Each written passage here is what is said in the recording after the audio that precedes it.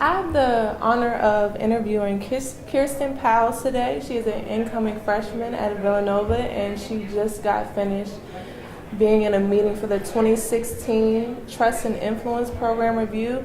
And so, Kirsten, I just want to ask you a couple questions about kind of your impressions on the meeting. Like, what was your impressions?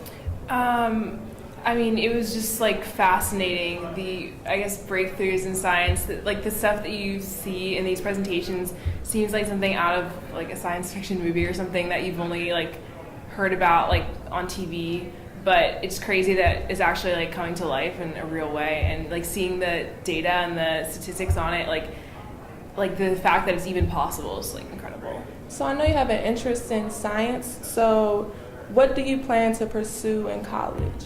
I starting out with an undeclared arts major, but I want to major in psychology with a Bachelor of Science because I want to possibly go to med school and be a psychiatrist or a clinical psychologist. But I also have the option of transferring into cognitive neuroscience my sophomore year, which I might do depending on what route I decide to go. Okay. So kind of what influenced your interest in neuroscience? So at my school, I was able to take both AP Psychology and Neuroscience my senior year, and my neuroscience teacher was incredible. We did so much. We had an EEG headset we got to like just play with. We did a sleep study at the end of the year. We attached people to the EEG and measured their brain activity, and she's amazing. She's published a bunch of like articles and stuff, so that was a big influence on me. And then I also had my AP Psych class, and they were back-to-back classes, and they both would kind of correlate with each other. Neuroscience was more with the biological aspect, and psychology was more the social aspect. But psychology was so interesting, and I also loved my teacher. And we just did so many fun projects, and I just really fell in love with it. It just fascinates me.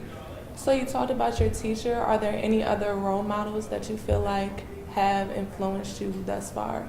Well, my uncle, inviting me here today, he's, incredible, like with his job and bringing new technology to the Air Force. I don't know, my parents both really support me and want me to do what I want to do. So, yeah, that's a big influence too.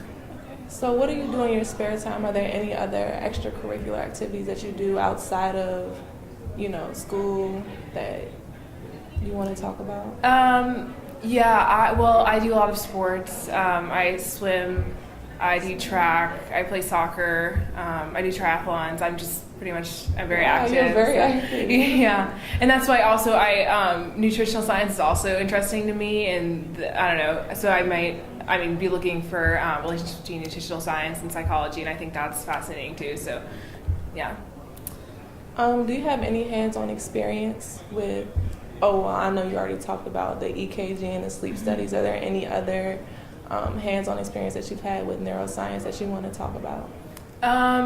Well, another thing we did in my neuroscience classes, we got to go to Georgetown University, and we got to hold a human brain and kind of like see the labs and look at their different projects that they have going on, which was really interesting and really cool, and got me excited to go to college and explore all that. So, cool. Yeah. This is one of the last questions I have for you. What kind of technology do you expect to see in the future? I think with what they're talking about in one of their presentations, it was like a robot swarm and how they could, deploy a lot of them. I think that they're going to replace, like a lot of like military operations and maybe ground troops at some point, and flying, like with the pilots. They said that was going to be, and that'll be, reduced risk to human life too if they can have robots doing all of those things. And I think they also said just with different jobs and tasks that the robots can do, more menial work that they can replace human labor for. So, okay, yeah. Well, thank you, Kirsten. Nice talking to you. Oh, question? I have a question. So sometimes we'll ask the scientists that come in if they can give advice to someone in high school or college that might be going in their field. So I'm reverse engineering the question and asking you if you would have advice for scientists, maybe in your field. I think that I mean, at least just for me today with the presentations I saw, the ones that interested me the most, and this could just be me, but when they attached what they were doing to like a real life experience or like a human kind of connection, it just was more relatable and you were able to think about it more clearly and it just was more appealing. So instead of like detaching it and keeping it all like numbers, I think to like apply it to like real life was really helpful. So yeah. Great. Any other questions? Are there any historical figures in science that have influenced you? I'm trying to think.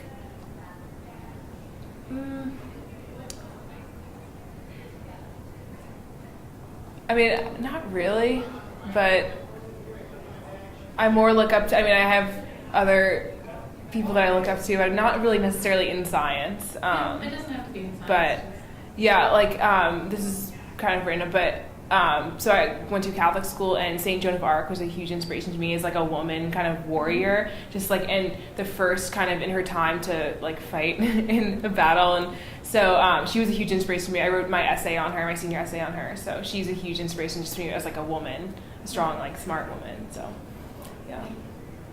Okay, well, thank you, Kirsten. It was nice interviewing you. So, Thank you. Thank you so much. You're welcome.